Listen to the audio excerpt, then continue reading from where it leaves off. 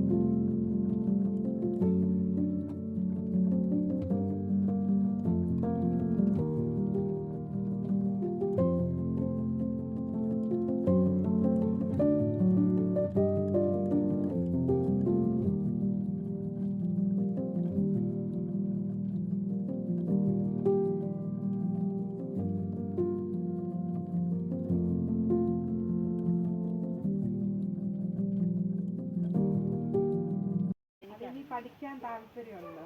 ഇനി 10-70 വയസ്സായ എന്താ നോക്കണം പഠിക്കാൻ.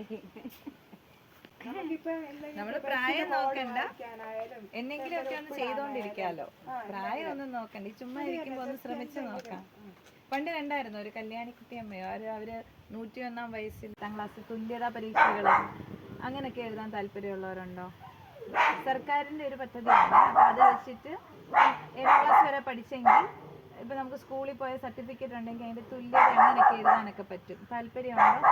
കഷ്ടപ്പാടുണ്ടോന്നറിയാം. രാത്രി ഒരാൾക്ക് വയ്യാതെ ആയാലും എട്ടുകൊണ്ട് ഓണം പോവാൻ പറ്റില്ല. അത്ര ചെളികൾ ഈ 2 ദിവസം കൊണ്ടാണ് ഈ വെയിൽ വരുന്നുണ്ട്. പോരാതല്ല ഈ വയലക്കാരും നമ്മൾ കുറേയൊക്കെ സഹിക്കുന്നുണ്ട്. അല്ല ഈ മഴവെള്ളം തോന്നിട്ടിടുന്നതാണ് നല്ലത്. അവർ കൊണ്ട് പാവം കൊണ്ടിറക്കിയ സാധനങ്ങളെല്ലാം വെള്ളം മഴ പെയ്ത് ഒലിച്ച് പറക്കിയൊക്കെ പോയി. ഇവിടെ ഇടാൻ അവർ കൊണ്ട് സാധനമൊക്കെ ഇറക്കിയത് തന്നെ.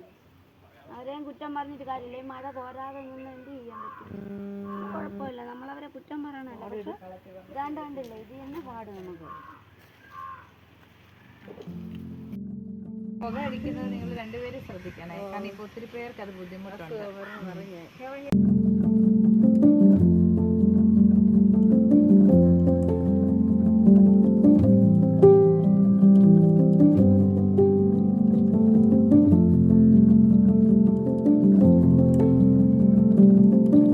മാറണമെങ്കിൽ ആരുടെയും സഹായം വേണം അല്ലേ? അത് പ്രത്യേകം ഒന്ന് നോട്ട് ചെയ്യാമേ. എനിക്ക് നോട്ട് ചെയ്തോളാം. അവളുടെ പേര് പറയാമോ?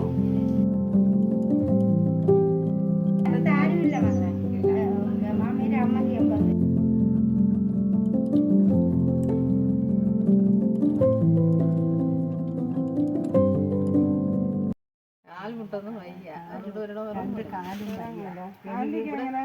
അറിയാം. പണ്ട് പള്ളിക്കടത്തിന്റെ വരാന്ത കണ്ടിട്ടില്ല. പണ്ട് പഠിക്കാൻ താല്പര്യമുണ്ടോ? എന്നെ കൊണ്ട് പറ്റൂല പറയാണ്ട്.